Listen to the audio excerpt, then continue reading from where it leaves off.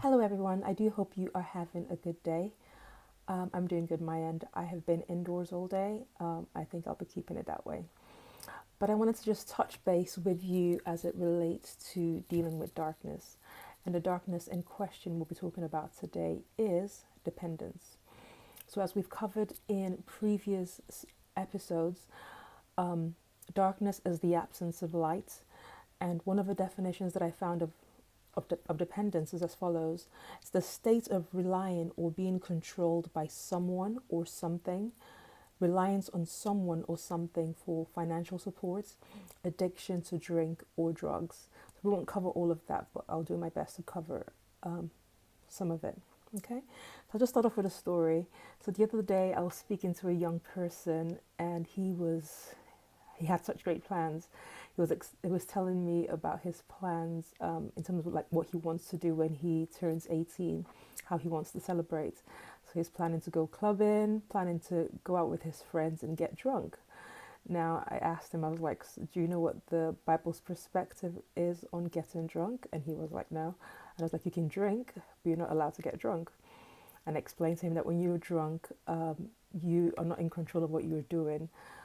And so that's not a position that the Bible supports. And obviously, what being drunk one time won't cause you to become an alcoholic, but it can start the habit.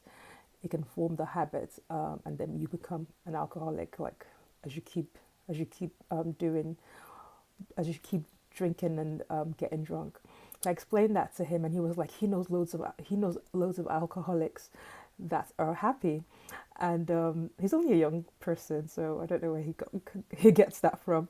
But he was adamant that he knows alcoholics that are happy, and I explained to him that they might look happy, but they cannot be happy because the alcohol is their boss, and even when they don't want to drink, they have to drink. So they're not in control of their lives. So I explained that to him, and I hope that he took my points on board, but time will tell. But just to share that story with you as it relates to dependence. The nature of dependence, as I've had to think about it, is it's acceptable when it relates to a child and their parents. So children, babies, they're helpless, so they need their parents to survive.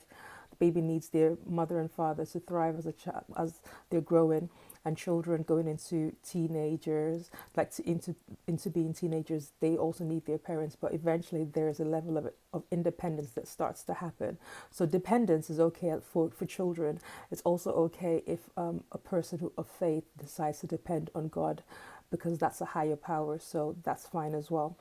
But as it relates to everyday relationships, being dependent on people, overly dependent on people, being dependent on substances, that's not okay. And it can lead to control, as the definition states. The condition of dependence involves placing your whole weight on a person or on a substance, for instance. So a child places their whole weight on their parents for financial support, for emotional support, for guidance. A person places their whole weight on their God for faith, for substance, for hope, and things like that. Yes, but then there are also people out there who place their whole weight on things like alcohol and drugs, and the exchange for that will be control. A child who is dependent on their parents cannot just go out and make a decision as to buy a Cadillac or Maserati. A discussion needs to take place, an arrangement needs to be made. That's if their parents will actually decide to fund that. And so, similarly, a person who's dependent on alcohol, they can't just make the decision one day that they're not going to have a drink, because they've become so dependent on alcohol, that it's not something that they can just make. It's not a decision you can just make independently. So how do you deal with dependence? So number one, identify the main goal. As it relates to relationship, interdependence, not independence, because a lot of people strive for independence. Like, I'm my own boss. You see out on social media, girl boss or things like that. But ideally, the highest form of the highest form in relationships is interdependence, and this idea was shared with me by Stephen Covey in his book Seven Habits of Highly Effective People, and he discusses that in great detail. But an example of interdependence, for instance, is seen like in a relationship between a husband and a wife. So the husband might rely on his wife to cook dinner, and the wife might rely on her husband to do the dishes. So there's interdependence going on there in a relationship between parents and their children. So children who are now growing up they're growing up and they're getting more responsibilities. So the children might rely on their parents for financial support, and the parents rely on their children to do chores in the house, pull their own weight in the house. So those are examples of interdependence. So it involves two parties making contributions to make each other's life better.